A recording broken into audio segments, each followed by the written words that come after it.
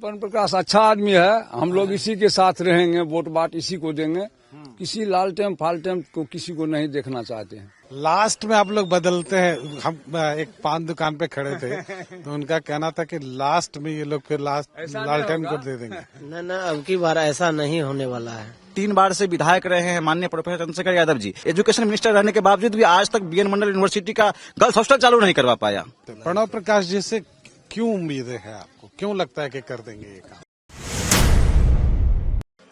हम मधेपुरा विधानसभा के चकला सुखासन में मौजूद हैं और हमारे साथ यहाँ यंग यूथ मौजूद हैं जो बताएंगे आपको यहाँ के चुनावी परिदृश्य के बारे में।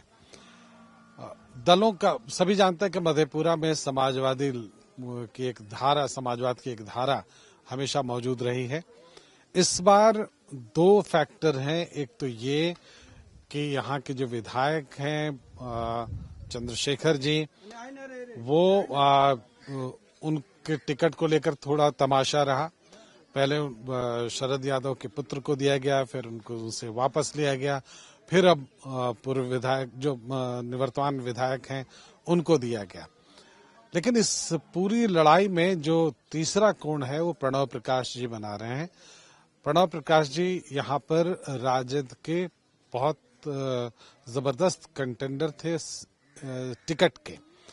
उनको टिकट नहीं दिया गया, लेकिन वो चुनाव मैदान में मौजूद हैं और उनका कहना है कि समर्थकों के कारण यहाँ पर हैं।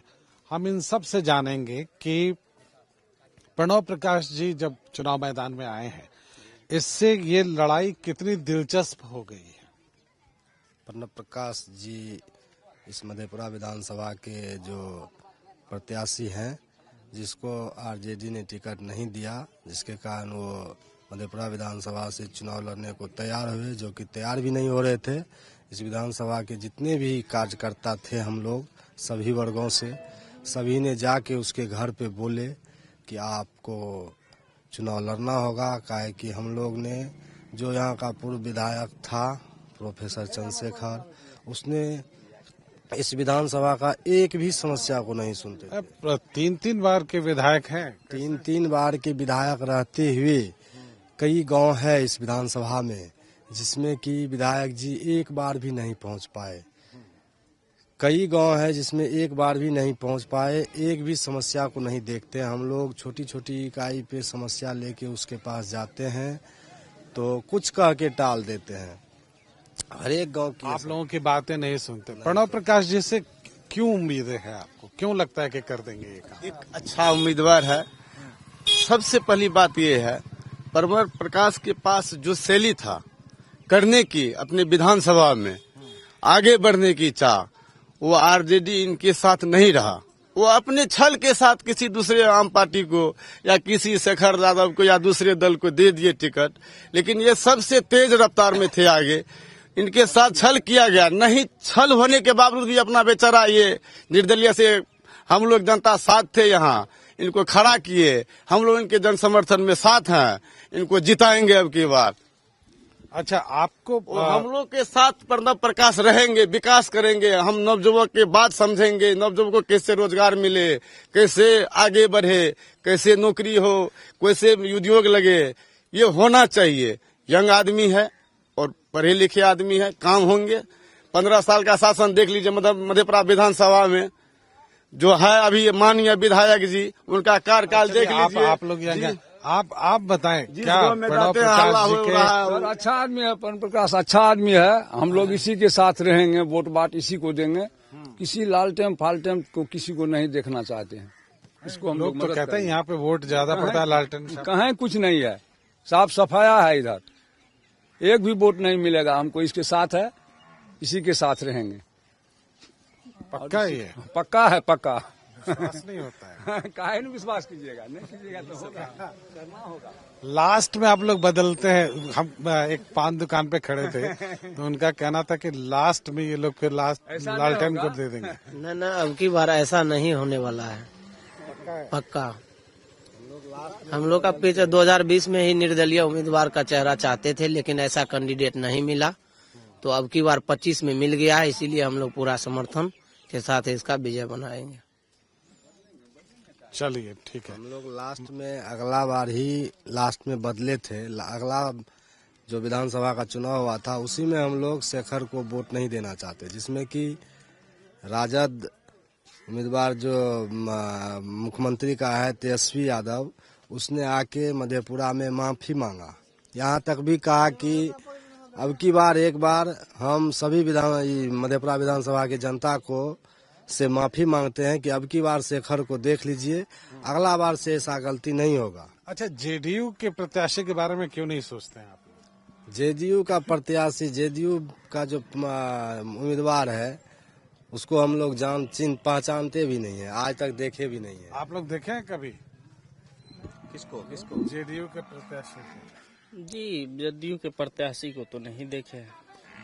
नहीं, यहाँ के नगर परिषद के वो अध्यक्ष हैं, चेयरमैन हैं यहाँ के, और नगर परिषद का जाके विकास देख लीजिए, वो अलग बात है। लेकिन हमारे मधेपुरा के जो 3 बार से विधायक रहे हैं माननीय प्रोफेसर चंद्रशेखर यादव जी, और कई टर्म के मंत्री भी रहे हैं, आप जाके देखिए ना, एजुकेशन मिनिस्टर रहने के बावजूद भी आज तक बीएन मंडल यूनिवर्सिटी का गर्ल्स हॉस्टल चालू नहीं करवा पाया, कैंटीन चालू नहीं करवा पाया। बीसीए के छात्र जो रोड पे अनशन करने को मजबूर था, कोसी और सीमांचल एक गरीब पिछड़ा इलाका है, ये आपको बाढ़ से प्रभावित इलाका है, सुखाड़ इलाका है। यहाँ पे मतलब इतना 15 वर्ष मधेपुरा विधानसभा के विधायक रहने के बावजूद भी, इसके समय में आपको याद होगा, याद नहीं तो आप पूछ लीजिएगा, इसके समय में जब ये चुनाव फर्स्ट बार लड़ रहे थे उस समय एक दाखिल खारिज के लिए मात्र 20 रुपए 25 रुपए लगता है, आज 10,000 से 50,000 रुपया चार्ज किया जाता है। ये किसी से छुपी हुई नहीं है। आज एक पेंशन के लिए आपको 2,000-3,000 रुपया चार्ज किया जाता है, राशन कार्ड के लिए 2,000 रुपया, किसी से छुपी हुई नहीं है। ये कोई आम बात है, और हमारे विधायक 15 वर्षों में यही काम किए हैं।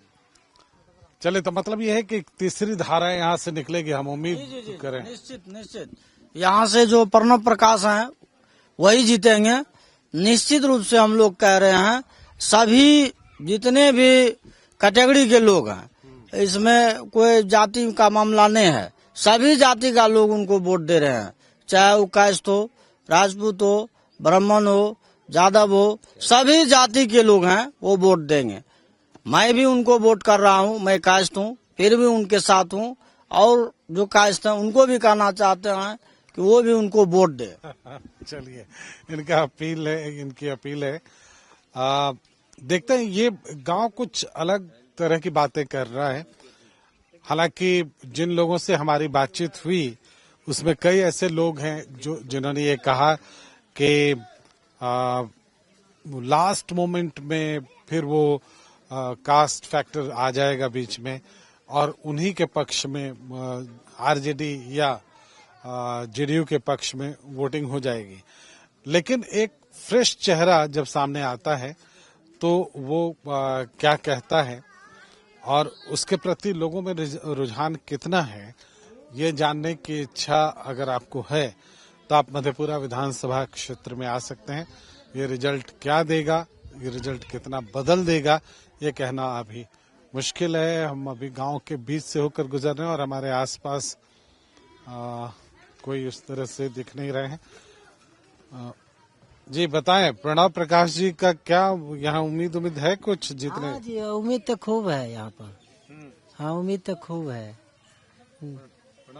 आरजेडी को नहीं मिलेगा यहाँ वोट? हाँ जी, आरजेडी को नहीं मिलेगा लालटेन छाप? नहीं, उसको कहाँ से मिलेगा अभी। चलिए, तो आप देख सकते हैं। और एक बात, अभी अगर आप चुनाव ये कर रहे हैं, चुनाव कवर कर रहे हैं, तो इस बार झंडों को बहुत ज्यादा झंडे नहीं दिख रहे हैं। हम दिखाना चाहेंगे एक बार आपको, राजवल्लभ दिखाएं आप पीछे, झंडे उस तरह से नहीं दिख रहे हैं यहाँ पर। हालांकि छोटा सा गांव है और इसके बावजूद आमतौर पर पहले झंडों और पोस्टरों से पटे होते थे गांव चुनाव में। कुछ पोस्टर तो नहीं, बहुत पंफलेट जैसी चीजें लगी हुई हैं यहाँ पे, लेकिन आप बहुत ज्यादा नहीं देख सकते हैं उसको। तो यह है चुनावी स्थिति गांव में। एक जो ये बात है मधेपुरा में कि समाजवादियों का गढ़ है ये, तो यहाँ पर मधेपुरा में क्या चुनाव परिणाम बदलेगा, ये एक सवाल जरूर है। और इसलिए हमने यहाँ पर लोगों से बातचीत की। क्या हाल है यहाँ पे? आरजेडी जीतेगी या प्रणव प्रकाश जी का कुछ है हवा? नहीं सर, यहाँ ज्यादा नीतीश कुमार का हवा है, तीर छाप का। अच्छा अच्छा, तो यहाँ नीतीश जी के भी समर्थक मिले इसी गांव में। और दूसरे जो फैक्टर हैं जो बेसिकली आरजेडी के वोटर्स थे, वो शायद नाराजगी की वजह से बिल्कुल नहीं देना चाहते हैं अभी के विधायक को वोट। लेकिन जैसा कि मैंने कहा कि अक्सर लोग ये कहते हैं कि चुनाव से 1-2 दिन पहले चीजें बदलती हैं। अगर ये बदली तो फिर आप पहले की तरह ही परिणाम देख सकते हैं, लेकिन अगर ये नहीं बदली तो एक नई चीज निकल कर आएगी, एक नया चेहरा निकल कर सामने आ सकता है। फिलहाल इस गांव से इतना ही, इजाजत दें, नमस्कार।